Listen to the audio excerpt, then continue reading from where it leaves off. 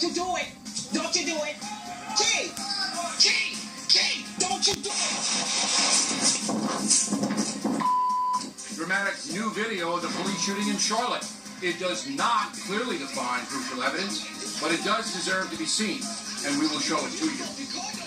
Also, how the Charlotte shooting is impacting the presidential election. At the center of our society is going to be a simple promise to every American, and it's called safety. Caution. You are about to enter the no-spin zone from California.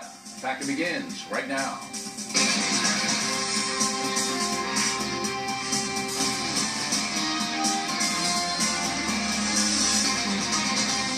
Hi, I'm Bill O'Reilly reporting tonight from Los Angeles. Thanks for watching us. The Charlotte shooting and the presidential election. That is the subject of this evening's Talking Points memo. Things calmed down a bit in that besieged city last night, but there's still tension in the air. Early today, attorneys for Keith Scott, shot dead by police on Tuesday, put out a video taken by Scott's wife that chronicles some of the confrontation. Don't shoot him. Don't shoot him. He didn't do anything. He doesn't have a gun. He has a TBI. He's not going to do anything to you guys. Keith, get out the car. Keith, don't you do it. Don't you do it. Keith, don't you do it. Did you shoot him? Did you shoot him? Did you shoot him? He better not be dead. He better not be dead. I know that much. I know that much. He better not be dead. I'm not going to come at you. I'm going to record you. Once again, that video is not conclusive or an indictment of anyone. It's just there. That was obviously a chaotic confrontation. The police officers obviously believed Keith Scott had a gun, and that's all we can take away from what you just saw. Nevertheless, some Americans will reach conclusions that have little basis in reality. Let the investigation play out before you form a judgment. Big problem is that some African Americans sincerely believe the police do want to hurt them. I could be at work, at school, in my car. I can still get shot by the police. I can get shot anywhere. Do you see this? I do. Do you see that? Yes. Do you see me? Yes. Do you see you? We are not the same. We are human. But I am black and you are white. Now, some of you will dismiss that woman's perception and hysteria as false, misguided. But to her and many other Americans, it's true. They believe the police in general are suspicious of them and sometimes mistreat them. So to be fair, and that's what this program is all about, the perception that African Americans are at a disadvantage with police must be considered. However, the stats are the stats. And we have laid them out for you time and time again here on The Factor. According to a recent Harvard study and Justice Department statistics, there is no methodical persecution of black Americans by the police. But again, you are not going to convince some Americans of that. Therefore, decisions have to be made. Talking Points believes that the social unrest in Charlotte will give North Carolina's 15 electoral votes to Donald Trump. Social order will always be a conservative issue, and Mr. Trump is taking a hard line. At the center of our society is going to be a simple promise to every American, and it's called safety. We need safety.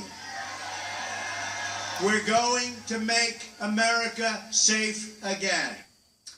Again, the street protests in Charlotte will help Donald Trump in that state. You wait and see. The truth is that when Americans see looters with masks, any individual case flies right out the window. The family of Keith Scott deserves to know the truth about what happened. The black police officer who shot Mr. Scott deserves that as well. Today, Hillary Clinton tweeted that the entire police video, not the wife video, the police video of the shooting, should be released. She says that might ensure justice. I'm not so sure.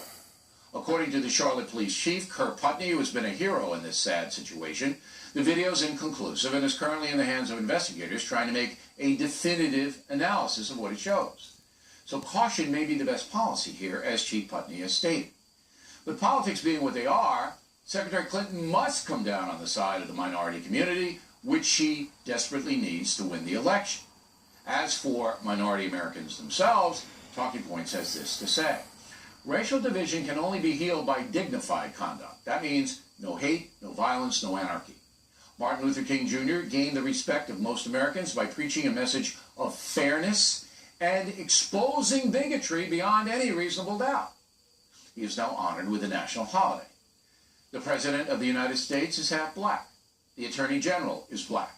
The Secretary of Homeland Security is black. And African Americans have made enormous strides since Dr. King was assassinated. No country is perfect. And the overwhelming number of American police officers are decent human beings doing a tough job, putting themselves in danger every day. Most African Americans understand that, and I believe are ashamed when other blacks loot, burn, and hate. Finally, 2 updates. The police officer in Tulsa, Betty Shelby, who shot dead an unarmed black man, Terrence Crutcher, has now been indicted on manslaughter charges. And in Charlotte, police have arrested 21-year-old Raekwon Borum, a protester, for killing another protester, 26-year-old Justin Carr. The accused killer has spent time in prison and has 2 pending weapons charges against him. Summing up, the Charlotte shooting will directly influence the presidential race, and we can expect a number of questions during the debate on Monday night about racial tension in the USA. There is a stark difference between Secretary Clinton and Donald Trump on the issue. Mr. Trump's running as the law and order candidate who appeals to people that despise social unrest, especially when it turns violent. But Mr. Trump has to be careful that he does not denigrate legitimate concerns the African American community puts forth. For her part, Hillary Clinton must side with the minority communities on all issues.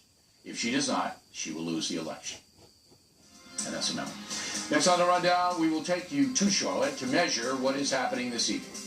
And later, Karl Rove has a very interesting point of view on Monday's debate. Also, Bernie Goldberg on whether the moderator, Lester Holt, will be fair. Factor is coming right back.